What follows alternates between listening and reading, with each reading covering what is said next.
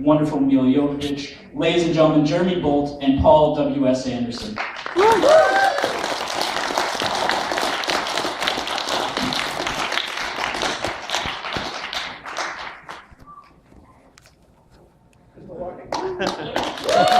my hand for walking, guys. That's tough work. There you guys can grab on. Well, I'm from LA, so usually I would drive. That's a heck of an LA accent. All right, I'm going to ask a couple of questions, just a few really general ones, and then we're going to turn it over to you guys, the audience, so you guys can ask away and ask whatever you want. First of all, you made this film coming off of Mortal Kombat. Now, if I'm not mistaken, this isn't exactly the first feature that you were supposed to do after this. You were supposed to do Soldier before Event Horizon, weren't you? Yeah, I was. I signed to do Soldier, and Kurt decided he wanted to take a year to get in shape because he didn't want to do any steroids. He didn't want to have any plastic surgery or anything like that. He wanted to kind of like work with a trainer, and he did for a year. It was a phenomenal dedication on his part. And I thought, well, I'm not going to sit around and wait for him to kind of pump iron for a year. So I went and made Event Horizon in the year while he bulked up. And you guys really didn't have a lot of time to make this film. You guys had about 10 months, is that right? We had 10 months, and the reason for it was originally there was going to be a later release date, but Paramount had Titanic at the time. Titanic was supposed to be their big summer movie, and then Cameron told them they weren't going to get it until Christmas, at which point we became their big summer movie, which is probably not a very good idea, because we got the summer slot that Titanic would have had, and Titanic obviously is more of a kind of four-quadrant family rounded entertainment, whereas we were a rather distressing and disturbing horror film that probably would have been better at a much different time of year. And but nevertheless, we got released in the middle of the summer holidays, and the rest is history. And how did the project come to you guys exactly in this little interim space? Were you approached with it, or was it something that you talked about before? We were approached by Paramount to do it, and I read the screenplay. I really liked it. The first version of the screenplay that Philip Eisner had written had aliens in it, like big tentacular, slimy aliens, and I didn't really like that aspect of it. So, kind of under my supervision, he did a rewrite, and then we also brought in David the guy who wrote Andy Kevin Walker. Andy Kevin Walker, yes.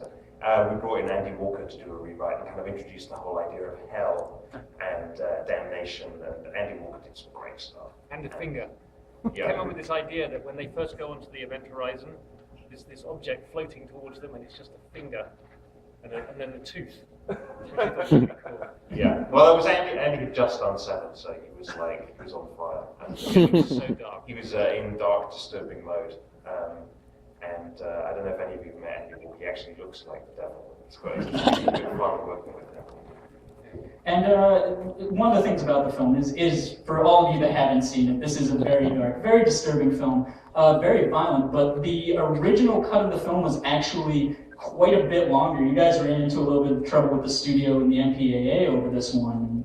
There's been talk of a director's cut for years, and I know that a lot of that footage is missing. You want to talk about what the film would have looked like before the censors got to it? Well, it was. We were very new to studio filmmaking. I'd only done ones. Event Horizon was my third film. I made an independent, kind of low-budget British movie shopping. I'd then done Mortal Kombat, which had been a big hit. And when you make a big hit, you get a certain amount of freedom as a filmmaker.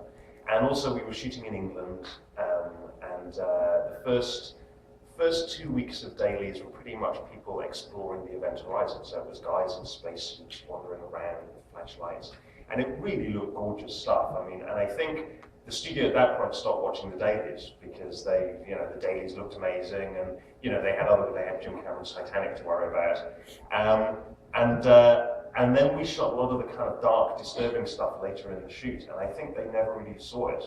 And the first time the studio saw the movie was at the first test screening, because post-production had been accelerated so that we could kind of hit the Titanic slot. So after only about 4 weeks of editing, we tested the film. And, director's cut is normally 10 weeks. So the movie was way too long. I just hadn't had enough time to shrink it down. was gruesome, and all the people from Paramount, I think, were just really, really shocked by what they saw. People were fainting. I mean, they were. I mean, and They were. it was horrible. We thought it was awesome. Yeah, we thought it was great. And if you're going to go to hell, you've got to go. So. But and the screening was on Paramount a lot, and you've got to remember this is the studio that made Star Trek. So I think in their minds they kind of thought it was like Star Trek again, but a bit more violent or something. So I don't think they were really expecting what they got, and I don't know if they read or paid close attention to the rewrites that Andy Walker had done either. So anyway, they didn't like the movie at all, and they wanted the movie trimmed down. They thought it was way too long, and they wanted a lot of the violence taken out. At one point, they asked whether it could be a PG-13. You see the movie, it's like, I mean, There was no way that could happen. it could have been a short film, I guess. So we cut down the movie and then retested a week later. And the problem was we were doing post-production in London, and so we had to fly all the way back from LA where we tested it. Everyone was jet lagged. We didn't have too much time. We recut the film as best we could. We probably cut too harshly, so we went from one side of the pendulum swung to the other side. Now the movie was too short, and the finished film is kind of like it could have been longer in my opinion. I mean, it probably should have been about 10 minutes longer, and it should have been. And some of the horror we cut out, I think we should have had back in, because ultimately it is a horror movie. Whether they liked it or not, that's what we made. But it was still a pretty brutal film. And it was a hard film to test as well, because test screenings, I presume people have been to them before, and you fill out cards and you rate the movie, and was the movie excellent? Was it very good? Would you recommend it to your friends? And of course, if you make a movie like The Three Musketeers, which we just did, which tested fantastically well, it's a fun film. So of course you go, it was excellent, and I definitely recommend it to my friends. You watch a movie like Event Horizon where everybody dies and it's really disturbing and fucked up, you kind of feel bad about saying it's excellent. You go, well, does that make me a bad person that I think something like this is excellent? So the scores are depressed, and certainly, what does it say to you that you would recommend it to your friends? Obviously, you didn't care about it. Oh, I didn't care at all. I mean, I was so, a teenager. That's the kind of thing that teenage boys go for. So for a film like this, the test scores are always depressed. They're not as big as they would normally be. Even if people love the movie, they just don't write it on the forms, and then that kind of like undermines the studio's confidence in the film. Excellent. Well, let's turn it over to you guys. Anyone here have any questions? Yes. Put the rumors to rest. How much help did you actually shoot, and will we ever get to see it? We shot a lot, and you'll never see it. A lot of that footage got lost, didn't it? Well, it was in the days before DVD, and movies just didn't have such a big afterlife. Now movies are re-released, director's cuts, things like that. That was never done then. So the story and the movie, the movie acquitted itself well theatrically. I mean, Paramount didn't lose money on it; they made a small amount of money. But over time, they made a lot of money, especially on DVD. So the idea came up of doing a restored version of the movie.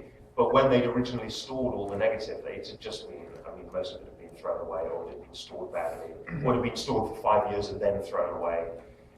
So a lot of the stuff we shot just doesn't exist anymore. And that's why on some of the special editions, there is some footage, but it's kind of like low-res video footage, because that's all we had. That's all we could salvage. But we did shoot.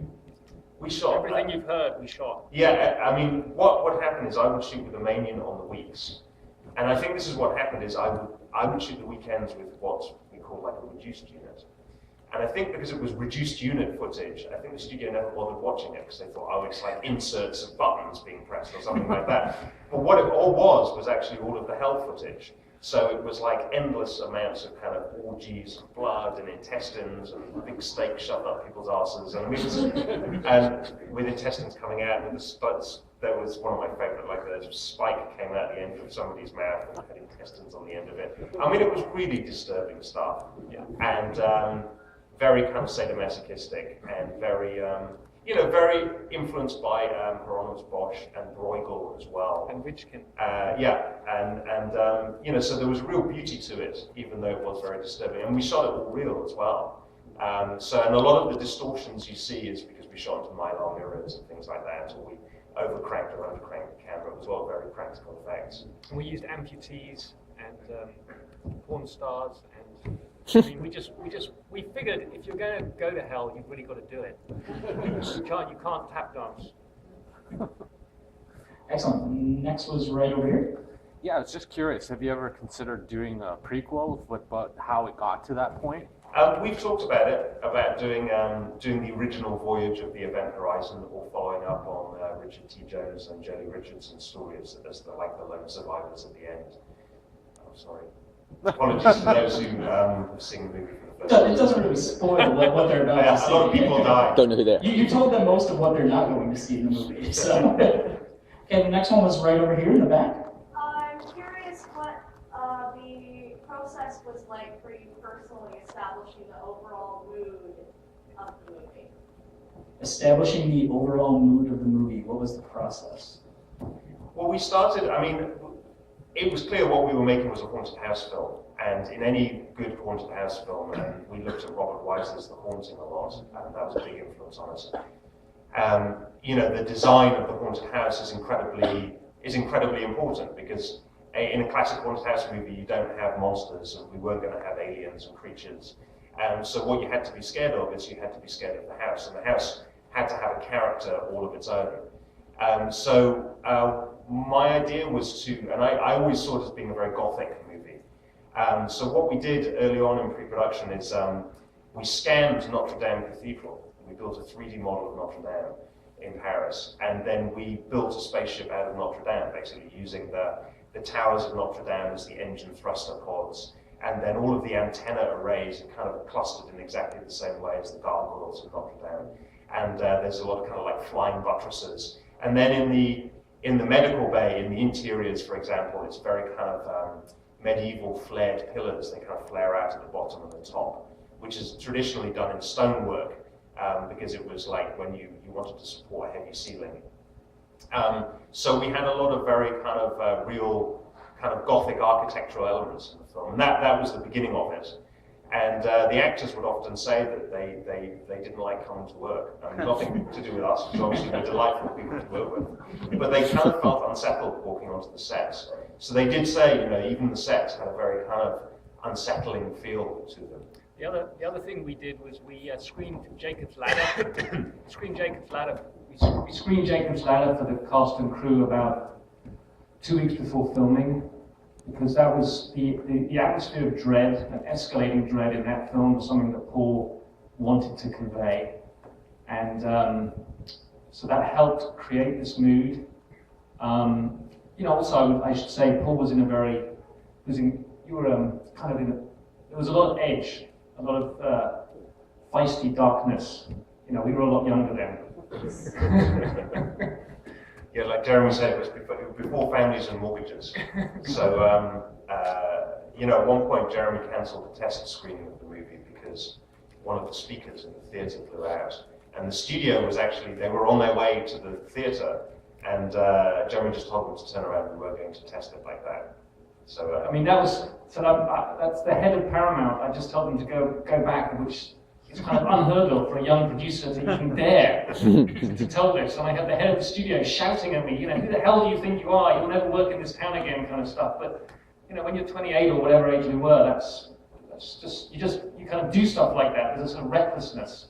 And I think also what Paul was talking about, the length of the film and how extreme the violence was. We weren't second guessing ourselves then. We were just doing it, making a movie for us. And as you evolve in this business and you get caught up in all the other issues, I think you lose sight of that sometimes. And I always think of this movie with real fondness, because we really were just all about Paul and me wanting to make a really scary movie at that time. Yeah, because I'd just done Mortal Kombat, which was PG-13, and I felt like I'd done a kind of comic book movie with that. So I really wanted to make a very, very dark film. Excellent. Next. Yes.